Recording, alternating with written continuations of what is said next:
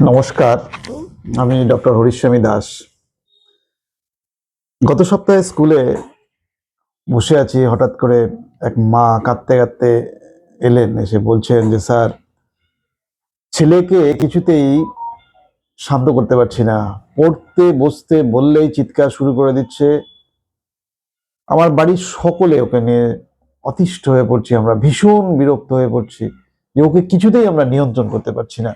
ওর জেদ মাত্রা ছাড়া জেদ, আমি আর পারছি না স্যার। জানেন, আমার এই দীর্ঘ 25 বছরের হাজার হাজার শিশুকে আমি দেখেছি বেড়ে উঠতে। আমি দেখেছি কিভাবে একটি প্রাণোচ্ছল শিশু জেদি হয়ে উঠছে, আবার যে দেখেছি যে জেদি শিশু সেও শান্ত হয়ে যায়। অনেক অভিভাবক আমাকে এসে বলে, স্যার ও এত অবাধ্য হয়ে গেছে যে গায়ে হাত না তুললে শোনে না কথা।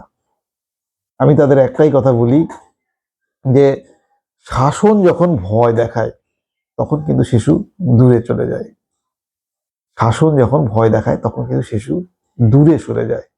আর শাসন যখন শাসন না হয়ে পরামর্শ হয় তখন শিশু আপনার কাছে আসে। আপনি কি কখনো ভেবেছেন আপনার আদরের সন্তানটি কেন জেদ করছে? সে কি আসলেই খারাপ, নাকি সে আপনার কাছে কিছু বলতে চাইছে না, সে ভাষায় প্রকাশ করতে পারছে না বলে? আজ আমরা কথা বলবো অন্তরের গভীর থেকে কিভাবে বকাঝকা ছাড়াই সন্তানকে মনের নাগালের মধ্যে, মানে সন্তানের মনের নাগাল পাওয়া যেতে পারে বকাঝকা ছাড়া। এই বিষয় নিয়ে আজকে আলোচনা করতে চলেছি। প্রথমে বুঝুন যে জেদ করা মানেই অবাধ্য হয়ে যাওয়া নয়। শিশুর মস্তিষ্ক দেখুন পূর্ণ বয়স্ক মানুষের মতন বিকশিত নয়। তারা যখন ক্লান্ত থাকে, ক্ষুধার্ত থাকে বা নিজেদের অবহেলিত মনে করে, লাস্ট পার্টটা অবহেলিত মনে করে, তখনই তারা জেদ করে। অনেক সময় দেখা যায় আমরা যখন ফোনে ব্যস্ত থাকি বা কাজে ডুবে থাকি তখন সন্তানকে সময় দিতে আমরা পারি না। হয় এটা পরিবারের চাপে বা নিজে যে কাজের সঙ্গে যুক্ত আছি পারি না। তখন সে চিৎকার করে বা জেদ করে আপনার মনোযোগ সে কাটতে চায়। সে যখন ভাবছে, কি ভাবছে বলুন তো, আমি ভালো থাকলে কেউ আমাকে দেখছে না, তাহলে খারাপ কিছু করে দেখি। তো আপনার সন্তানের জেদ কি আসলে আপনার সময়ের অভাব নয় তো? এইটা দিয়ে আমাদের একটু ভাবতে হবে।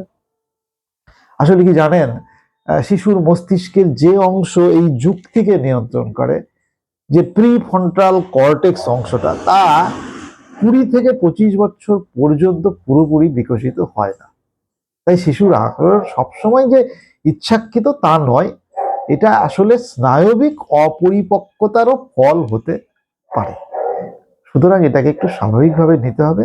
আমাদেরকে একটু আমাদের বিহেভিয়ারে, আমাদের ভাবনা চিন্তার মধ্যে কিছু পরিবর্তন আনা খুব দরকার। দেখুন, আমরা ভুল করি কোথায় জানেন? আমরা আমাদের ছেলেদেরকে মানুষ করতে গিয়ে ভুল করি কোথায়? আমরা সরাসরি শাসন শুরু করে দিই।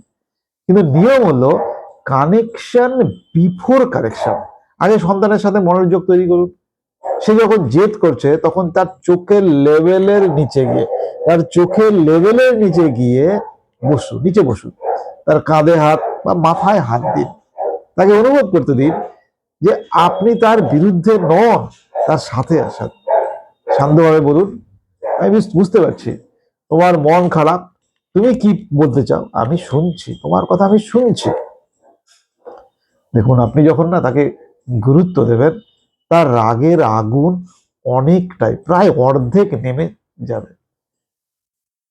আসলে শিশু ভয় পায়, যে শিশু ভয় পায় সে কিন্তু সাময়িকভাবে চুপ থাকে, কিন্তু যে শিশুকে আপনি সংযুক্ত করতে পারবেন আপনার মনের সঙ্গে, আপনার ভালোবাসা দিয়ে, সে সারা জীবন কিন্তু প্রথমপ্রষ্ট হবে না।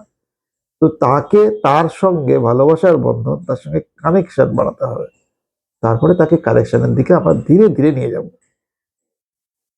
দেখুন, বকাঝকা করলে কি হয় জানেন, শিশু একসময় বকা শুনতে শুনতে অভ্যস্ত হয়ে পড়ে, যেন এটা রেগুলার কাজ হয়ে গেছে, মা বকবেই।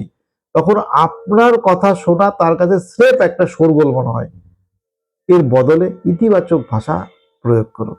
ধরুন সে গন্ডগোড়া করছে বা গেম খেলছে, চিৎকার করে বলবেন না, চিৎকার করে বলবেন না তুমি ঘরটা সবসময় নোংরা করো কেন, বরং শান্তভাবে বলুন আমার খুব ভালো লাগতো যদি তুমি ভালোভাবে খেলার পরে খেলনাগুলোকে গুছিয়ে না, এতে আমাদের ঘরটা সুন্দর লাগতো না।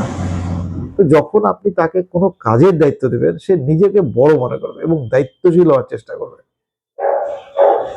তো শিশুকে আদেশ নয়, শিশুকে কাজের সাথী করে তুলুন যেখানে যেখানে সম্ভব হবে। তো যেটা হয়,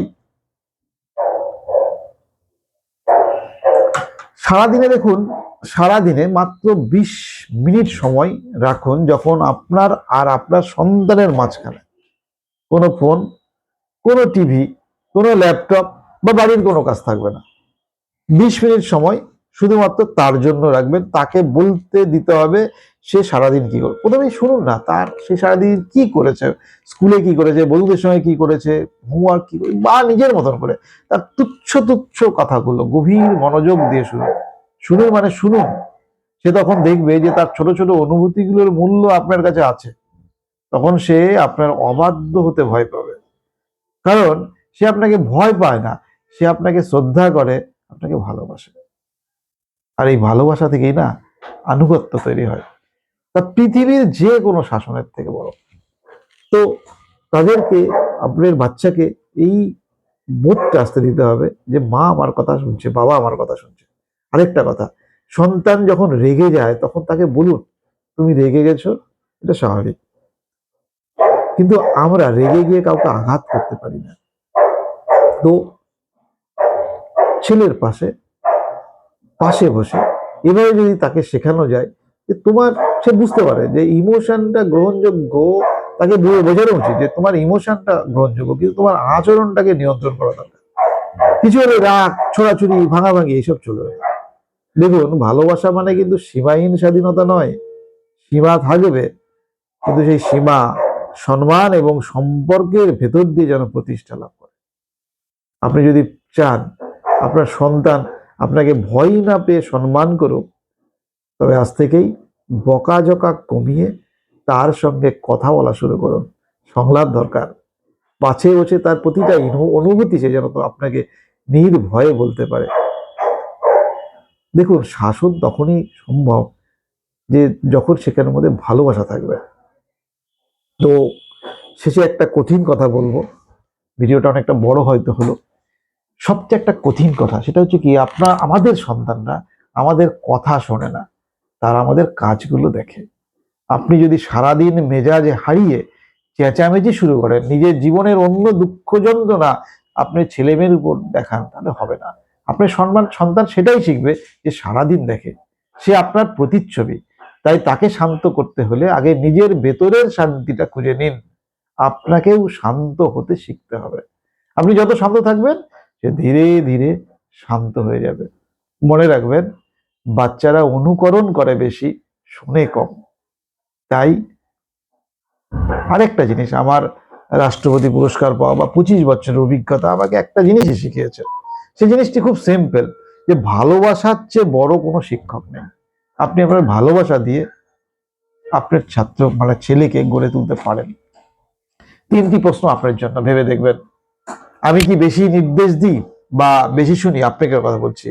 শেষ কবে আমি আমার সন্তানের চোখের দিকে তাকিয়ে কথা বলেছি?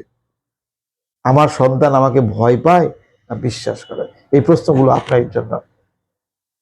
আর দেখুন, আপনার সন্তান একটি ফুল, তাকে ফোটার জন্য সময় এবং ভালোবাসা দিন। তো চাপের শেকলে তাকে বেঁধে ফেলবেন না। আরেকটা কথা, এই ভিডিওটি যদি আপনাকে কোনোভাবে স্পর্শ করে, যদি মনে হয় আপনার জীবনে এটা আপনার সন্তানের জীবনে এর কোনো পরিবর্তন আসতে পারে, তবে অন্য অভিভাবকদের সঙ্গেও শেয়ার করুন। হয়তো আপনার এই শেয়ার একটি পরিবারের পরিবেশ বদলে দিতে পারে।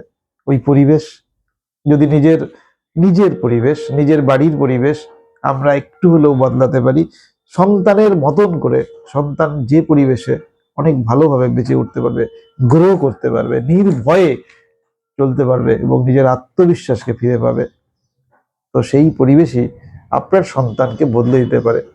ভালো থাকবেন, ধন্যবাদ, নমস্কার।